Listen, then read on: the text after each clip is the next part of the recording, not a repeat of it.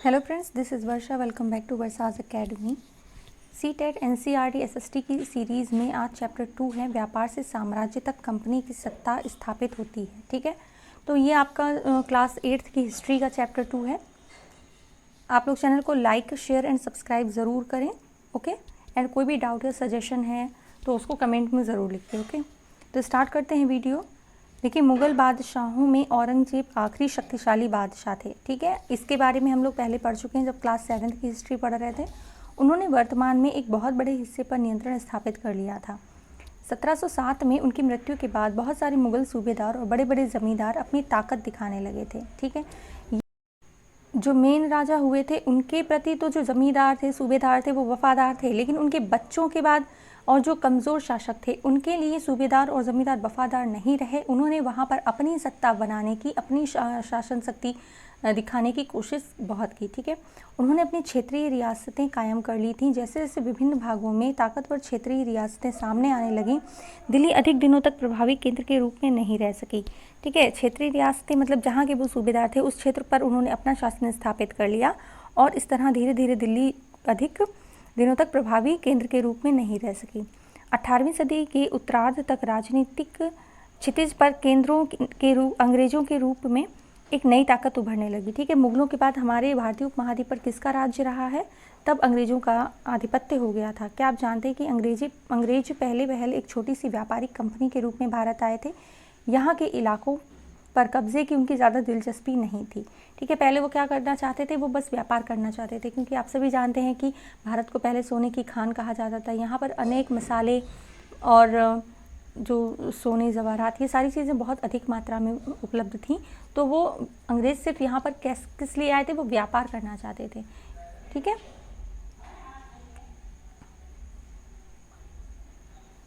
फिर ऐसा कैसे हुआ कि एक दिन वे इस विशाल साम्राज्य के स्वामी बन बैठे? तो इस अध्याय में आप ये पढ़ेंगे। ये देखिए क्या है, कैप्टन हडसन द्वारा बहादुर शाह जफ़र और उनके बेटों की गिरफ्तारी। ये बहादुर शाह जफ़र हैं और ये उनके बेटे हैं, उनकी गिरफ्तारी कर रहे हैं। ये कौन है? Captain Hudson. ठीक है, अंग्रेज़ों के बाद कोई मुग़ल बादशाह इतना ताकतवर तो नहीं हुआ, लेकिन एक प्रतीक के रूप में मुग़ल बादशाहों का महत्व बना हुआ था। जब 1857 की ब्रिटिश शासन के विरुद्ध भारी विद्रोह शुरू हुआ तो विद्रोहियों ने मुग़ल बादशाह बहादुर शाह जफ़र को ही अपना नेता मान लिया था। ठीक है, 1857 के जो ब्रिटिश शासन के विरुद्ध जो विद्रोह हुआ था उस समय जो बहादुर शाह जफ़र थे उनको लोगों ने अपना नेता माना था। जब विद्रोह कुचल दिया गया तो इनको क्या किया? गिरफ्तार किया गया। सबसे पहले जो ईस्ट इंडिया कंपनी है वो किस तरह से आई वो यहाँ देखते हैं। देखिए, ये भारत है अपना। ठीक है, अब यहाँ से ब्रिटिश आइसलैंड से समुद्र के रास्ते से जो ब्रिटिश कंपनी है वो यहाँ आई। और कहाँ आई? सबसे पहले मुंबई में आई, मद्रास में इस तरह से आई और कलकत्ता में आई। ठीक है, तो यहाँ पे आपने ये देखा कि समुद्र के रास्ते से होते हुए ये 18वीं सदी में भारत तक आने वाले ये मेन रास्ते हुआ करते थे।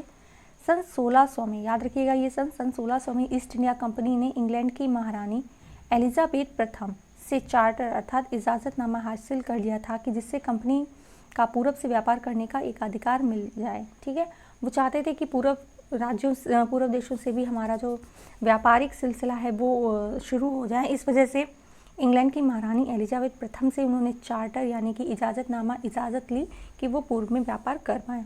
इस इजाज़तनामे का मतलब यह था कि इंग्लैंड की कोई और व्यापारिक कंपनी इस इलाके में ईस्ट इंडिया कंपनी से होड़ नहीं कर सकती। मतलब सिर्फ ईस्ट इंडिया कंपनी ही व्यापार कर सकती है। ओके, और कोई कंपनी नहीं।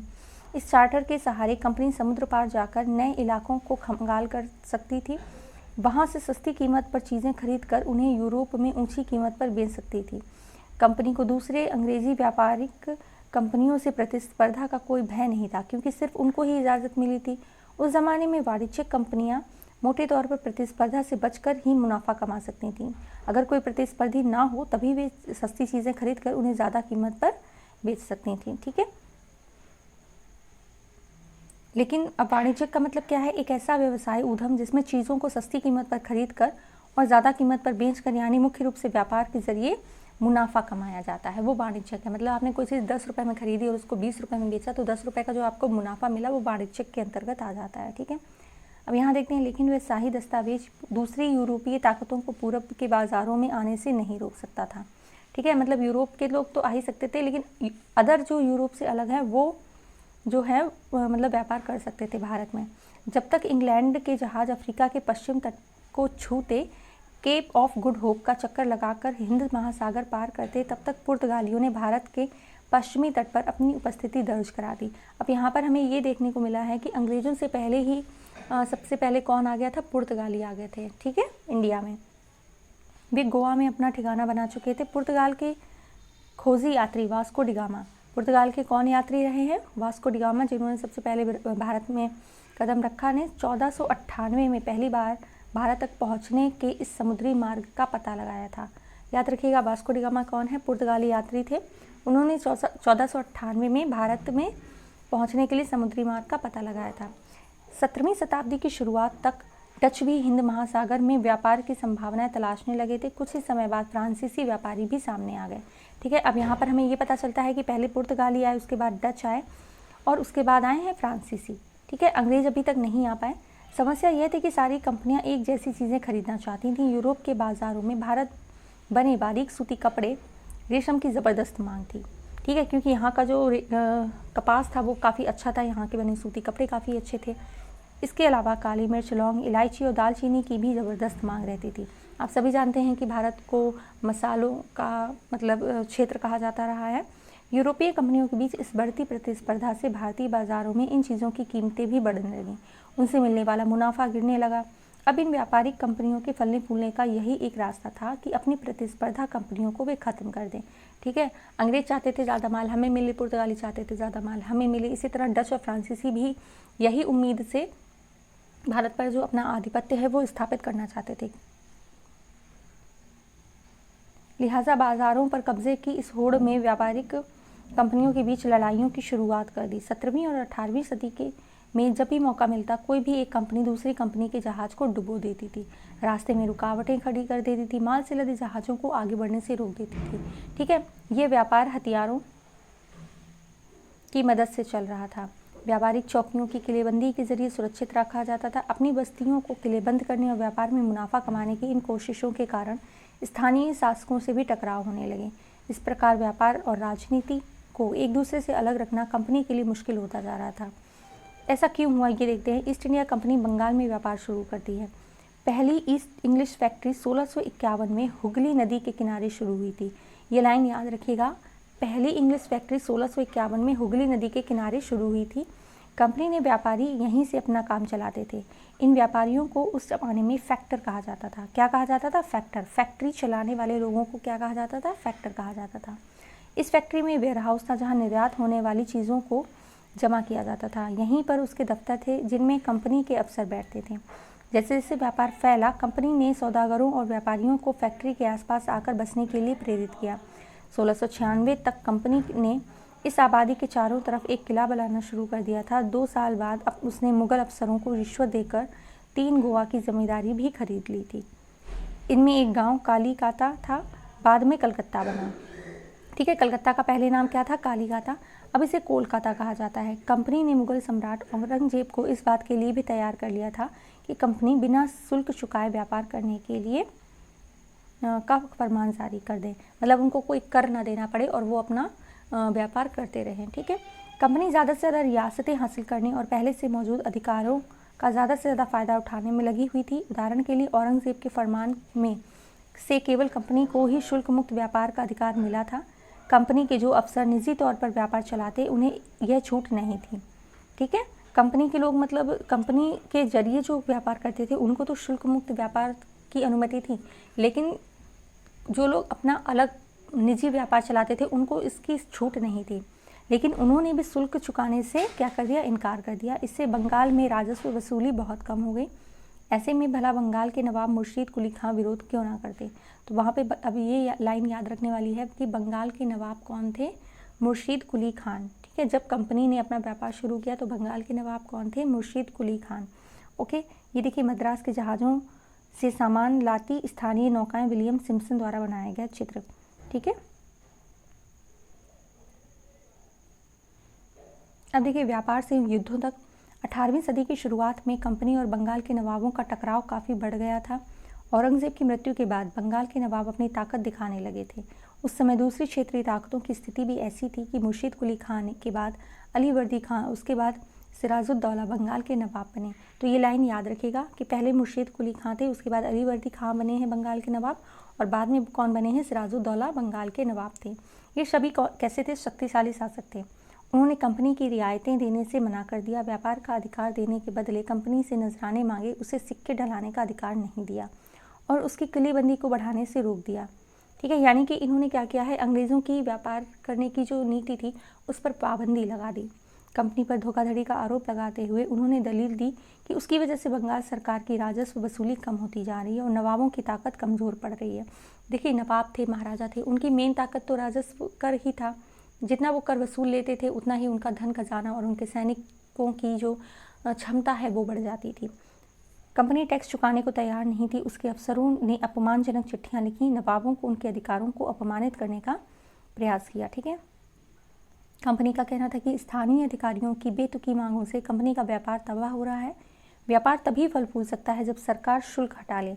कंपनी को इस बात का भी यकीन था कि अपना व्यापार फैलाने के लिए उन्होंने अपनी आबादी बढ़ानी होगी, गांव खरीदने होंगे और किलों का क्या करना होगा? पुनर्निर्माण करना होगा। ये टकराव दिनों दिन गंभीर होते गए। अंततः इन टकरावों का परिणाम प्लासी का प्रसिद्ध युद्ध हुआ। अब ये प्लासी का जो युद्ध है ये बहुत बहुत ज़्यादा इम्पॉर्टेंट है। देखिए, कठपुतली क्या होता है आप सभी जानते हैं। ये एक खिलौना होता है जिसे आप धागे के सहारे से के हिसाब से नचाते हैं। जो व्यक्ति किसी और के सहारे पर चलता है उसे भी मजाक उड़ाने के लिए अक्सर कठपुतली कहा जाता है। अब देखिए, ये मोस्ट इम्पॉर्टेंट है प्लासी का युद्ध, इसको देख लेते हैं। 1756 में अलीवर्दी खान की मृत्यु के बाद में सिराजुद्दौला बंगाल के नवाब बने। ठीक है, यानी कि प्लासी का युद्ध किसके बीच हुआ? सिराजुद्दौला के साथ हुआ है और अंग्रेज़ों का। कंपनी को सिराजुद्दौला की ताकत से काफ़ी भय था क्योंकि वो एक मजबूत शासक था। सिराजुद्दौला की जगह कंपनी एक ऐसा कठपुतली नवाब चाहती थी जो उसे व्यापारिक रियायतें, अन्य सुविधा आसानी से देने में आनाकानी ना करे। ठीक है, कंपनी जो भी अपनी मांगें सिराजुद्दौला के सामने रखती थी वो उसको नकार देता था क्योंकि वो एक शक्तिशाली राजा था। तो अंग्रेज चाहते थे कि सिराजुद्दौला को हटाकर एक ऐसा नवाब रखा जाए जो उनके इशारों पर नाचे, जैसा अंग्रेज कहें वो वैसा ही करे। कंपनी ने प्रयास किया कि सिराजुद्दौला के प्रतिद्वंदियों में से किसी को नवाब बना दिया जाए। कंपनी को कामयाबी नहीं मिली। जवाब में सिराजुद्दौला ने हुक्म दिया कि कंपनी उनके राज्य में राजनीतिक मामलों में टांग अड़ाना बंद कर दे, किलेबंदी रोके और बाकायदा राजस्व चुकाए। ठीक है, यहाँ पर देखिए सिराजुद्दौला ने कितना अच्छा कदम उठाया था। जब दोनों पक्ष पीछे हटने को तैयार नहीं हुए तो अपने 30,000 सिपाहियों के साथ नवाब ने कासिम बाजार में स्थित इंग्लिश फैक्ट्री पर हमला बोल दिया।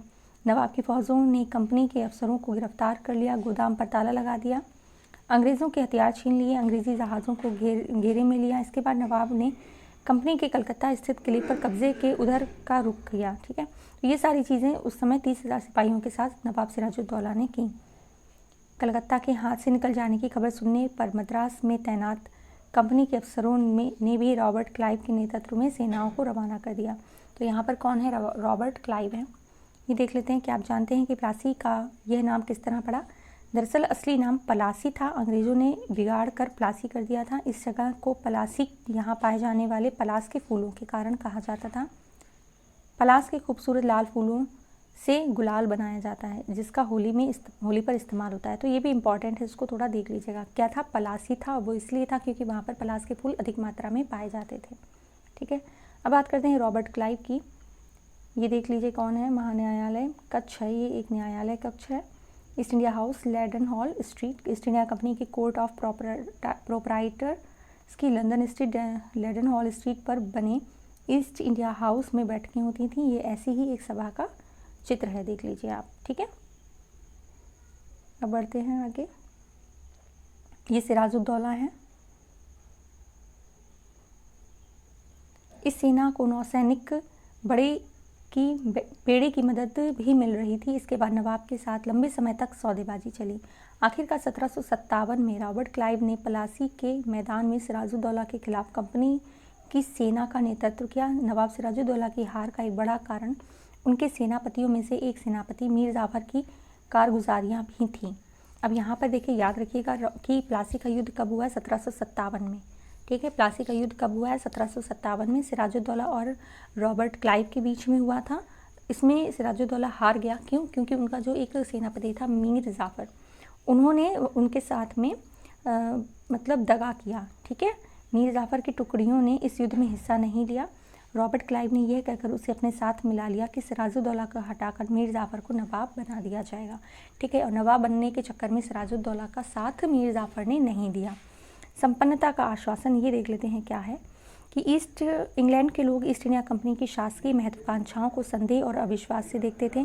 प्लासी की लड़ाई और बाद में प्लासी की लड़ाई के बाद रॉबर्ट क्लाइव ने अंग्रेज सम्राट के एक मुख्य विदेशी मंत्री विलियम पिट को 7 जनवरी 1759 में कलकत्ता में चिट्ठी भेजी थी। ठीक है, लेकिन इतनी विशाल सत्ता एक वाणिज्यिक कंपनी के लिए बहुत बड़ी बात है। मैं खुद ये सोचकर अचंभित हूँ कि इन समृद्ध रियासतों पर पूरा कब्जा हासिल करने में कोई परेशानी नहीं आएगी। मतलब वो चाहते थे कि जितनी भी बड़ी बड़ी रियासतें हैं उन पर हमारा कब्जा हो जाए। अब मैं ये फैसला आप पर छोड़ता हूँ कि आपका क्या सालाना 20 लाख स्टर्लिंग की आमदनी और 3 प्रांतों पर कब्जा कोई ऐसी चीज़ है जिस पर इतना शोर मचाना उचित हो।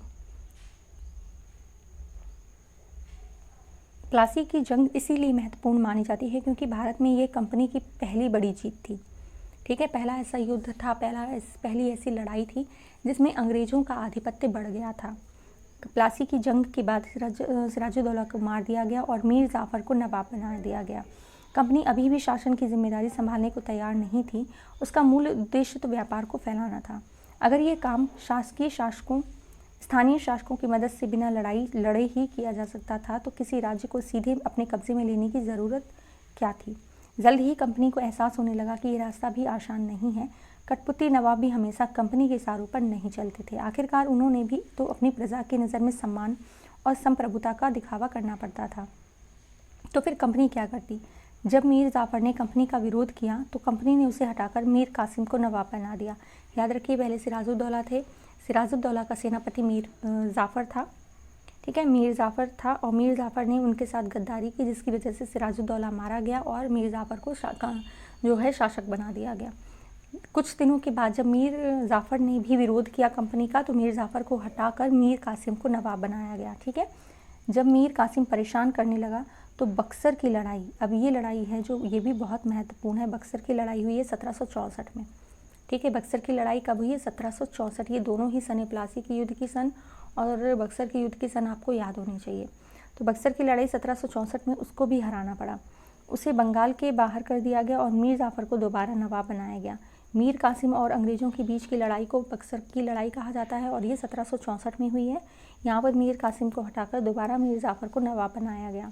अब नवाब को हर महीने 5 लाख रुपए कंपनी को चुकाने थे। कंपनी अपने सैनिक खर्चों से निपटने, व्यापारिक ज़रूरतों और अन्य खर्चों को पूरा करने के लिए पैसा चाहती थी। कंपनी ज़्यादा इलाके तथा ज़्यादा कमाई चाहती थी। 1765 में जब मीर जाफ़र की मृत्यु हुई तब कंपनी के इरादे बदल चुके थे। कठपुतली नवाब के साथ अपने खराब अनुभवों को देखते हुए क्लाइव ने ऐलान किया कि अब हमें खुद ही नवाब बनना पड़ेगा।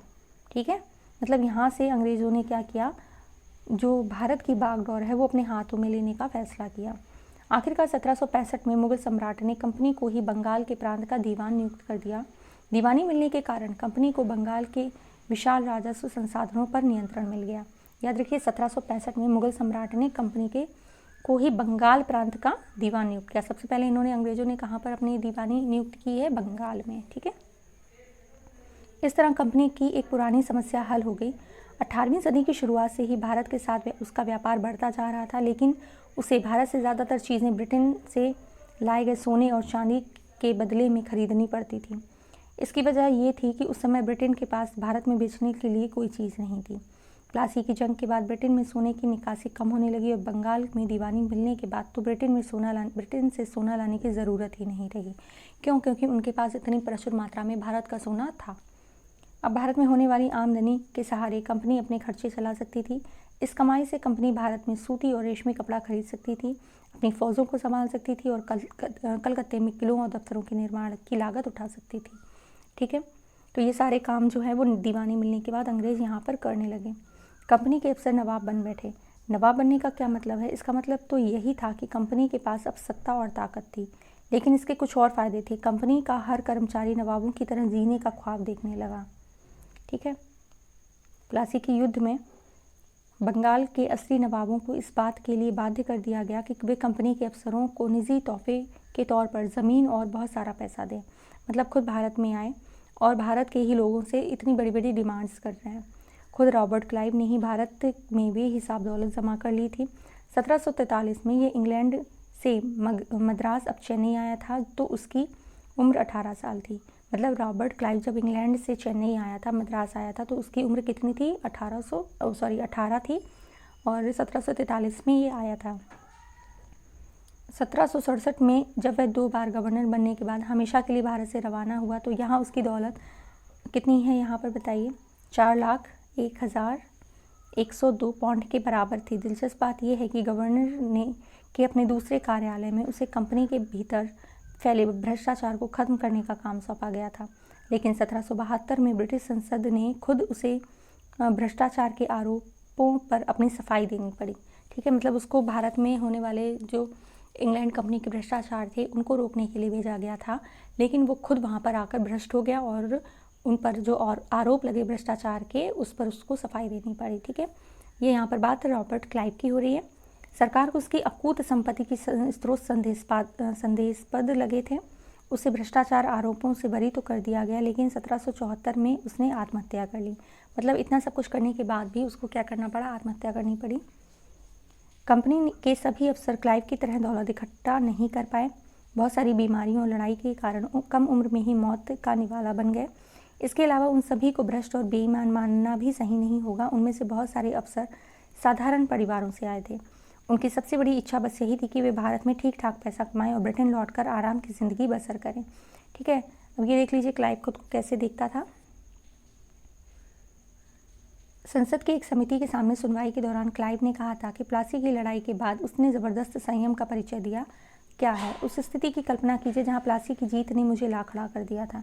एक ताकतवर राजा मेरे इशारों पर चल रहा था, एक संपन्न शहर मेरी दया पर था, उसके सबसे दौलतमंद महाजन भी मेरी एक एक मुस्कुराहट के लिए एक दूसरे की गिरबान खींच रहे थे। मैंने ऐसे खजानों के बीच से गुजर रहा था जो सिर्फ मेरे लिए खुल गए थे। एक तरफ सोना और दूसरी तरफ जवाहरात थे। अध्यक्ष महोदय, मैं अपने इस संयम को देखकर खुद हैरान हूँ।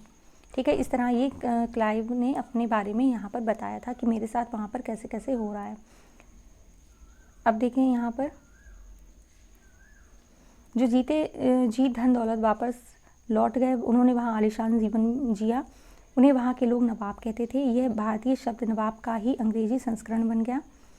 उन्हें लोग अक्सर नए अमीरों और सामाजिक हैसियत में रातों रात ऊपर आने वाले लोगों के रूप में देखते थे। नाटकों और कार्टूनों में उनका मजाक उड़ाया जाता था। कंपनी का फैलता शासन। यदि हम 1757 से 1857 के बीच ईस्ट इंडिया कंपनी के द्वारा भारतीय राज्यों पर कब्जे की प्रक्रिया को देखें तो कुछ महत्वपूर्ण बातें सामने आती हैं। किसी अनजान इलाके में कंपनी ने सीधे सैनिक हमला प्राय नहीं किया।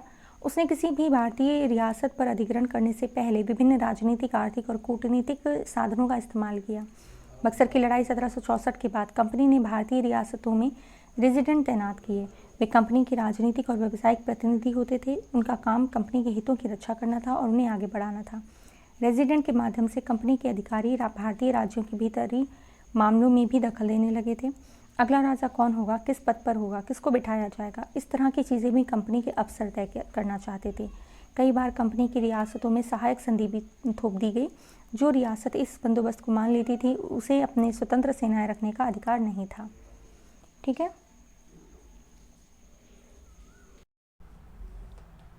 उसे कंपनी की तरफ से सुरक्षा मिलती थी। सहायक सेना के रखरखाव के लिए कंपनी को पैसा देती थी।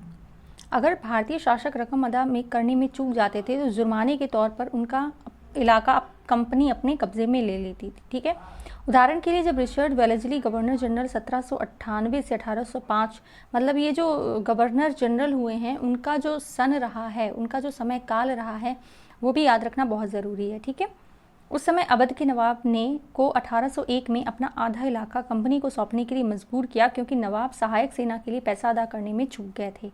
इसी आधार पर हैदराबाद के भी कई इलाके छीन लिए गए। ठीक है, मतलब नवाब के अंडर जितने भी इलाके हुआ करते थे उनके लिए उनको कर अदा करना ज़रूरी था, सहायक सेना के लिए पैसा देना ज़रूरी था। अगर वो नहीं दे पाते थे तो उनसे उनका जो हिस्सा था, उनका जो इलाका था वो छीन लिया जाता था। ठीक है, ये देखिए अपने बेटों और ब्रिटिश रेजिडेंट के साथ खड़े नवाब शुजाउद्दौला टिली कैटल द्वारा बनाया चित्र, ये 1772 का है। अब देखते हैं कि रेजिडेंट की ताकत क्या होती थी। कंपनी द्वारा नियुक्त किए गए रेजिडेंट्स के बारे में स्कॉटलैंड के प्रसिद्ध अर्थशास्त्री और राजनीतिक दार्शनिक जेम्स मिल ने ये कहा था कि दरअसल रेजिडेंट्स रियासत का राजा होता है, हम उसे अहस्तक्षेप की मन चाही निषेधाज्ञा के तहत काम करने की छूट देते हैं। मतलब उसमें उस पर कोई भी प्रतिबंध नहीं होता, वो जैसे चाहे वैसे शासन को, राजा को कंट्रोल कर सकता था। ठीक है, जब तक स्थानीय राजा पूरी तरह अधीनस्थ रहता है और रेजिडेंट यानी ब्रिटिश सरकार के माफिक काम करता था तो चीज़ें आराम से चलती रहती थी। शासन के कामों में रेजिडेंट की दखलंदाजी के बिना सब कुछ चला जाता है। जब भी कुछ अलग तरह का घटता है, राजा कोई ऐसा रास्ता अपनाता है जैसे ब्रिटिश सरकार गलत मानती है, तो टकराव और उथल पुथल पैदा हो जाती है। ठीक है, मतलब राजा अगर चाहता है कि वो अपनी सत्ता को अपने तरीके से हैंडल करना चाहता है, वो नहीं चाहता कि ब्रिटिशर्स जो है वो उसके अंदर काम के अंदर दखलंदाजी करें, तो ब्रिटिशर्स क्या करते थे, उनके जो बीच में टकराव की स्थिति उत्पन्न होती थी और वो लड़ाई झगड़ा वगैरह ये सारी चीज़ें होती थी। अब सबसे मेन आता है टीपू सुल्तान। इनको शेर मैसूर कहा जाता था, ये मैसूर के शेर। ठीक है, आप इनका चित्र देख सकते हैं यहाँ पर। जब कंपनी को अपने राजनीतिक और आर्थिक हितों पर खतरा दिखाई दिया तो कंपनी ने प्रत्यक्ष सैनिक टकराव का रास्ता भी अपनाया। दक्षिण भारतीय राज्य मैसूर के उदाहरण से यह बात समझी जा सकती है। हैदर अली का शासनकाल रहा है 1761 से 1782। ये समय याद रखिएगा सभी के, लिखते जाइए। उनके विख्यात पुत्र टीपू सुल्तान, जिनका शासन रहा है 1782 से 1799। तो अब ये याद रखना ज़रूरी है कि टीपू सुल्तान के पिता का नाम क्या था, हैदर अली था, जिनका शासनकाल 1761 से 1782 था। और 82 के बाद में टीपू सुल्तान जो है वो गद्दी पर बैठे, जिन्होंने 1782 से 1799 तक शासन किया। ये बहुत ही शक्तिशाली शासकों के नेतृत्व में मैसूर काफ़ी ताकतवर हो चुका था। मालाबार तट पर होने वाले व्यापार मैसूर रियासत के नियंत्रण में था, जहाँ से कंपनी काली मिर्च और इलायची खरीदती थी। 1785 में टीपू सुल्तान ने अपनी रियासत में पड़ने वाले बंदरगाहों से चंदन की लकड़ी, काली मिर्च और इलायची का निर्यात को रोक दिया। उन्होंने कहा कि हमारे यहाँ के जो बंदरगाह हैं उन पर चंदन लकड़ी, काली मिर्च और इलायची का निर्यात नहीं होगा। सुल्तान ने स्थानीय सौदागरों को भी कंपनी के साथ कारोबार करने से रोक दिया।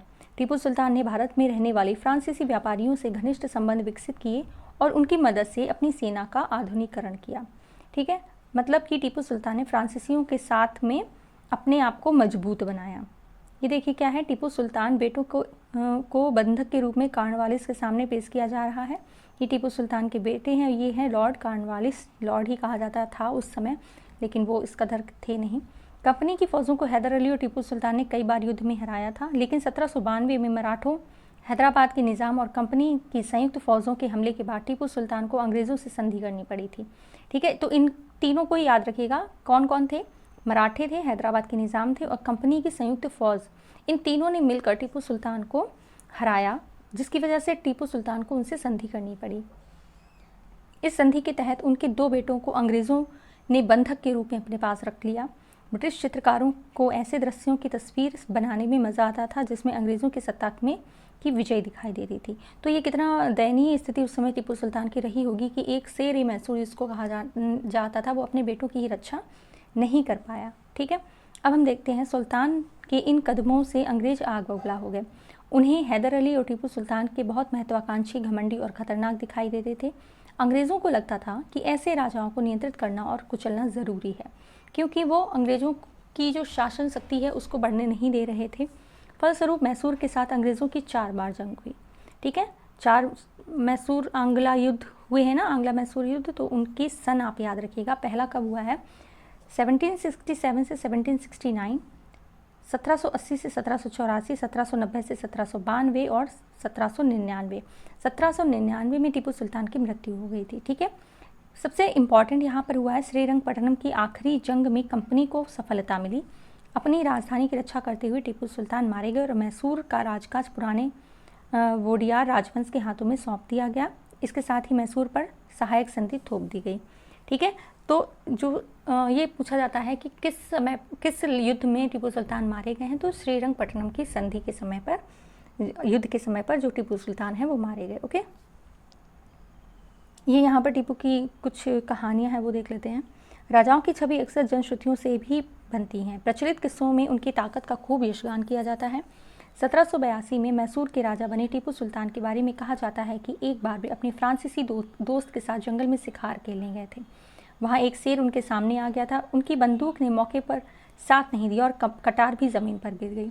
फिर भी टीपू निहत्थे ही शेर का मुकाबला किया और आखिरकार कटार उठा ली। अंत में उन्होंने शेर को मार गिराया। इसके बाद उन्हें शेर-ए मैसूर कहा जाने लगा। उनके राजसी झंडे पर भी शेर की तस्वीर होती थी। ये देख लीजिए टीपू का खिलौना शेर। ठीक है, अब आगे बढ़ते हैं। देखिए मराठों की लड़ाई। 18वीं शताब्दी के आखिरी में कंपनी मराठों की ताकत को भी काबू और ख़त्म करने के बारे में सोचने लगी। टीपू को तो इधर ख़त्म ही कर दिया था, अब बारी थी मराठों की। 1761 में पानीपत की तीसरी लड़ाई में हार के बाद दिल्ली से देश का शासन चलाने वाले मराठों का सपना चूर चूर हो गया। उन्हें कई राज्यों में बांट दिया गया। इन राज्यों की बागडोर सिंधिया, होलकर और गायकवाड़ और भोसले जैसे अलग अलग राजवंशों के हाथों में सौंप दी गई। याद रखिएगा किनको सौंपी गई? सिंधिया, होलकर, गायकवाड़ और भोसले जैसे राजवंशों के हाथों में। ये सारे सरदार एक पेशवा यानी कि सर्वोच्च मंत्री, पेशवा किसको कहते हैं? सर्वोच्च मंत्री को, के अंतर्गत एक कन्फेडरेंसी यानी कि राज्यमंडल के सदस्य थे। पेशवा इस राज्यमंडल का सैनिक प्रशासनिक प्रमुख होता था और पुणे में रहता था। महादजी सिंधिया और नाना फडणवीस 18वीं सदी के आखिर के दो प्रसिद्ध मराठा योद्धा और राजनीतिज्ञ थे। एक के बाद एक कई युद्धों में कंपनी ने मराठों को घुटने टेकने पर मजबूर कर दिया।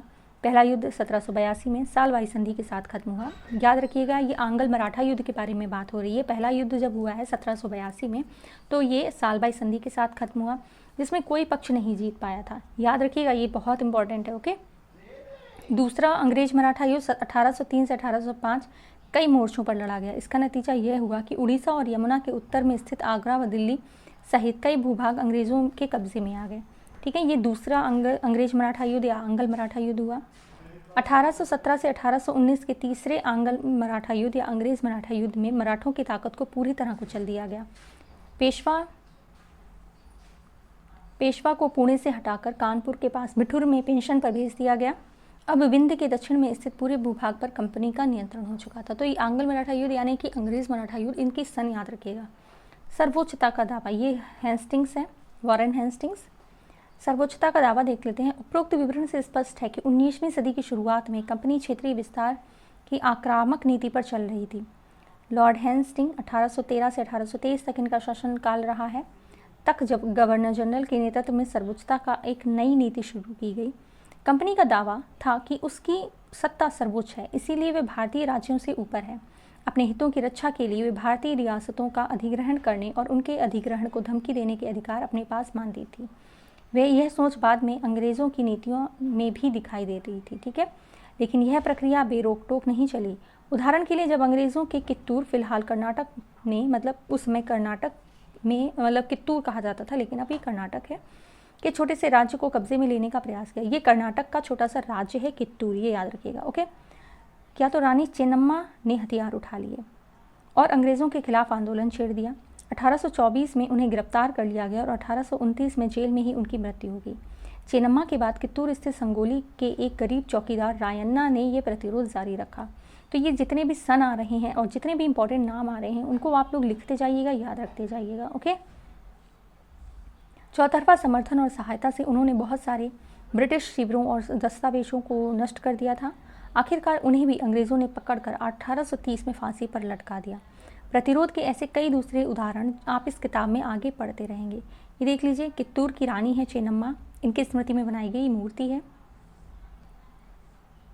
1830 के दशक के अंत में ईस्ट इंडिया कंपनी रूस के प्रभाव से बहुत डरी हुई थी। कंपनी को भय था कि कहीं रूस का प्रभाव पूरे एशिया में फैलकर उत्तर पश्चिम से भारत को भी अपनी चपेट में ना ले ले। इसी डर के चलते अंग्रेज अब उत्तर पश्चिमी भारत पर भी अपना नियंत्रण स्थापित करना चाहते थे। उन्होंने 1838 से 1842 के बीच में अफगानिस्तान के साथ एक लंबी लड़ाई लड़ी और वहां अप्रत्यक्ष कंपनी शासन स्थापित कर लिया। 1843 में सिंध भी कब्जे में आ गया। इसके बाद पंजाब की पारी थी। यहाँ महाराणा रणजीत सिंह ने अपनी कंपनी की दाल नहीं गलने दी। ठीक है, पंजाब में कौन थे उस समय? महाराजा रणजीत सिंह थे। 1839 में उनकी मृत्यु के बाद इस रियासत के साथ दो लंबी लड़ाइयाँ शुरू हुई। आखिरकार 1849 में अंग्रेज़ों ने पंजाब का भी अधिग्रहण कर लिया। ठीक है, 1839 में ख़त्म हुए और उसके 10 साल बाद यानी कि 1849 में अंग्रेज़ों ने पंजाब पर अधिग्रहण किया। ये महाराजा रणजीत सिंह का दरबार है। विलय नीति क्या होती है वो देख लेते हैं। अधिग्रहण की आखिरी लहर 1848 से 1856 के बीच गवर्नर जनरल बने डलहौजी के शासनकाल में चली। लॉर्ड हम यहाँ नहीं बोलेंगे क्योंकि वो लॉर्ड जैसे थे नहीं, लॉर्ड का मतलब हम लोग भगवान की श्रेणी में रखते हैं। डलहौजी ने एक नई नीति अपनाई जिसे विलय नीति का नाम दिया गया। तो याद रखिएगा, ये जो विलय नीति है ये कौन लेकर आया? डलहौजी लेकर आया। ओके, ये सिद्धांत इस तर्क पर आधारित था कि अगर किसी शासक की मृत्यु हो जाती है तो उसका कोई पुरुष वारिस नहीं है तो उसकी रियासत हड़प कर ली जाएगी, यानी कंपनी के भूभाग का हिस्सा बन जाएगी। अब इस विलय नीति को हड़प नीति भी कहा जाता है। ठीक है, हड़प नीति कौन लेकर आया? डलहौजी। इस सिद्धांत के अनुसार आधार पर एक के बाद एक कई रियासतें जैसे कि सतारा 1848, संबलपुर 1850, उदयपुर 1852, नागपुर 1853 और झांसी 1854 अंग्रेज़ों के हाथ में चली गई। ठीक है, ये सारी ही जो अभी हमने रियासतों के नाम लिए हैं ये सभी हड़प नीति के जरिए अंग्रेज़ों ने यानी कि डलहौजी ने उसको हड़प लिया था। आखिरकार 1856 में कंपनी ने अवध को भी अपने नियंत्रण में ले लिया। इस बार अंग्रेज़ों ने एक नया तर्क दिया। उन्होंने कहा कि वे अवध की जनता के नवाब के कुशासन से आज़ाद कराने के लिए कर्तव्य से बंधे हुए हैं। ठीक है, इसीलिए वे अवध पर कब्जा करने को मजबूर हैं। अपने प्रिय नवाब को जिस तरह से गद्दी से हटाया गया उसे देखकर लोगों में गुस्सा भड़क उठा और अवध के लोग 1857 के महान विद्रोह में शामिल हुए। ये देखिए संबलपुर के वीर सुरेंद्र शाह का चित्र है। ये भारत है, देखिए भारत 1797 का है, ये भारत 1840 का है। यहाँ पर देखिए जो येलो है ये ब्रिटिश शासन के अधीन क्षेत्र है। उस समय देखिए 1797 में ब्रिटिश शासन के अधीन कितना कम क्षेत्र था। ठीक है, क्षेत्र जो ब्रिटिश शासन के अधीन नहीं थे। और ये वाला जो क्षेत्र है जितना रेड है ये ब्रिटिश शासन के अधीन नहीं था। अब वहीं पर जब हम 1840 की बात करते हैं तो जितना येलो क्षेत्र है ये ब्रिटिश शासन के अधीन है और धीरे धीरे देखिए जो रेड वाला है यानी कि जो ब्रिटिश शासन के अधीन नहीं था वो क्षेत्र यहाँ पर कम हो गया। ठीक है, ये दो क्षेत्र आपको यहाँ देखने को मिले। अब देखिए ये है 1857 का। अब यहाँ देखिए ब्रिटिश शासन का जो क्षेत्र है वो पूरी तरह से भारत पर कब्जे के अंदर है और ये लाल क्षेत्र यानी कि जो ब्रिटिश शासन के अधीन नहीं था, जो भारतीयों के अधीन था, वो कितना कम रह गया। ठीक है, तो इस तरह देख लीजिए भारत 1857 में किस तरह से उसका नक्शा रहा है। अब बात करते हैं नए शासन की स्थापना। गवर्नर जनरल वॉरेन हेस्टिंग 1773 से 1785। वॉरेन हेस्टिंग का शासनकाल कब रहा है? 1773 से 1785। उन बहुत सारे महत्वपूर्ण व्यक्तियों में से था जिन्होंने कंपनी की ताकत फैलाने में अहम भूमिका अदा की थी।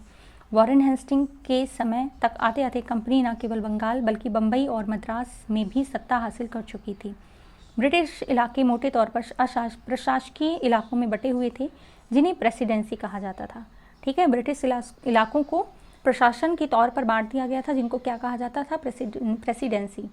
उस समय 3 प्रेसिडेंसी थी, बंगाल, मद्रास और बम्बई। ठीक है, कौन? ये तीनों ही महत्वपूर्ण थी, बंगाल, मद्रास और बम्बई। हर एक का शासन गवर्नर के पास होता था। सबसे ऊपर गवर्नर जनरल होता था। वॉरेन हेस्टिंग्स ने कई प्रशासनिक सुधार किए। न्याय के क्षेत्र में उनके सुधार खास तौर से उल्लेखनीय थे। ठीक है, तो याद रखिएगा वॉरेन हेस्टिंग्स थे, उन्होंने ही न्यायालय की स्थापना की थी, बहुत इंपॉर्टेंट है। 1772 में एक नई न्याय व्यवस्था स्थापित की गई। इस व्यवस्था में प्रावधान किया गया कि हर जिले में 2 अदालतें होंगी। ठीक है, ये सब किसके शासनकाल में हो रहा है? वॉरेन हेस्टिंग की शासनकाल में हो रहा है। एक अदालत होगी फौजदारी अदालत और दूसरी दीवानी अदालत। दीवानी अदालतों के मुखिया यूरोपीय जिला कलेक्टर होते थे। मौलवी और हिंदू पंडित उनके लिए भारतीय कानूनों की व्याख्या करते थे। फौजदारी अदालतों में अभी भी काजी मुफ्ती के ही अंतर्गत थी, लेकिन वे भी कलेक्टर की निगरानी में काम करते थे। अब काजी क्या होता है? एक न्यायाधीश। मुफ्ती क्या? मुस्लिम समुदाय का एक न्यायविद जो कानूनों की व्याख्या करता है। काजी इसी व्याख्या के आधार पर फैसले सुनाता है। महाभियोग, जब इंग्लैंड के हाउस ऑफ कॉमन्स में किसी व्यक्ति के खिलाफ दुराचरण का आरोप लगाया जाता है तो हाउस ऑफ लॉर्ड्स यानी संसद का ऊपरी सदन में उस व्यक्ति के खिलाफ मुकदमा चलता है जिसे महाभियोग कहा जाता है। ठीक है, देखिए ये पूरा एक वॉरेन हेस्टिंग्स पर मुकदमा आरजी पोलार्ड द्वारा चित्रित, इस तरह से चित्र उस समय बनाए जाते थे। जब वॉरेन हेस्टिंग्स 1785 में इंग्लैंड लौटा तो एडमंड वर्के ने उस पर बंगाल का शासन सही ढंग से न चलाने का आरोप जड़ दिया। इस आरोप के चलते हेस्टिंग्स पर ब्रिटिश संसद ने महाभियोग का मुकदमा चलाया जो 7 साल चला था। ठीक है, उस समय भी फैसले इतनी जल्दी नहीं आते थे। ये बड़ी समस्या यह थी कि ब्राह्मण पंडित धर्मशास्त्र की अलग अलग शाखाओं के हिसाब से स्थानीय कानूनों की अलग अलग व्याख्या कर देते थे। इस विभिन्नता को खत्म करके समरूपता लाने के लिए 1775 में 11 पंडितों को भारतीय कानूनों का संकलन तैयार करने का काम सौंपा गया। NB हॉलहेड ने इस संकलन का अंग्रेजी में अनुवाद किया। 1778 तक यूरोपीय न्यायाधीशों के लिए मुस्लिम कानूनों की भी एक संहिता तैयार कर ली गई थी। 1773 का रेगुलेटिंग एक्ट बहुत इंपॉर्टेंट है, याद रखिएगा। रेगुलेटिंग एक्ट कब आया? 1773 में। उस समय गवर्नर जनरल कौन थे? वॉरेन हेस्टिंग्स थे, ठीक है। के तहत एक सर्वोच्च न्यायालय यानी कि सुप्रीम कोर्ट की स्थापना की गई। इसके अलावा कलकत्ता में अपीलीय अदालत, सदर निजामत अदालत की भी स्थापना की गई, ठीक है। याद रखिएगा 1773 के रेगुलेटिंग एक्ट के तहत ही सर्वोच्च न्यायालय की स्थापना की गई और उसी के अलावा कलकत्ता में अपीलीय अदालत और सदर निजामत अदालत की स्थापना की गई। भारतीय जिले में कलेक्टर सबसे बड़ा ओहदा होता था। जैसा कि आम नाम से ही पता चलता है कि उसका मुख्य काम लगान